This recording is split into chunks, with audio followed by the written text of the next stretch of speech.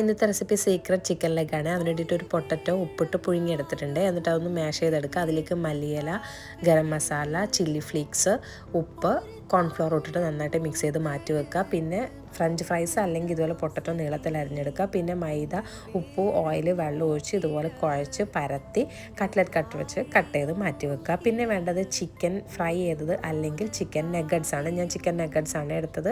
ഇതുപോലെ ക്യൂബ്സ് ആക്കി എടുത്തിട്ടുണ്ട്. പിന്നെ ഞാൻ നേരത്തെ പറഞ്ഞില്ലേ ഫ്രഞ്ച് ഫ്രൈസ് വേണമെന്ന്. പിന്നെ ഓയിൽ കയ്യിൽ സ്പ്രെഡ് ചെയ്തിട്ട് നമ്മൾ പൊട്ടറ്റോ മാവ് ഇതുപോലെ പരത്തി ഫ്രഞ്ച് ഫ്രൈസ് വെച്ച് ചിക്കൻ നഗറ്റ്സ് അല്ലെങ്കിൽ ചിക്കൻ ഫ്രൈ വെച്ച് ഇതുപോലെ ഫോൾഡ് ചെയ്തെടുക്കുക. എന്നിട്ട് നമ്മൾ പരത്തി വെച്ച മൈദ മാവുണ്ടല്ലോ ഇതുപോലെ വലിച്ച് താഴോട്ടാക്കി കൊടുക്കുക. അപ്പം നമുക്ക് ചിക്കൻ ലെഗിൻ്റെ ഒരു ഷേപ്പിൽ കിട്ടും. ഏതേ കണ്ടല്ലോ അതുപോലെ എല്ലാം ആക്കിയെടുത്തിട്ടുണ്ട്.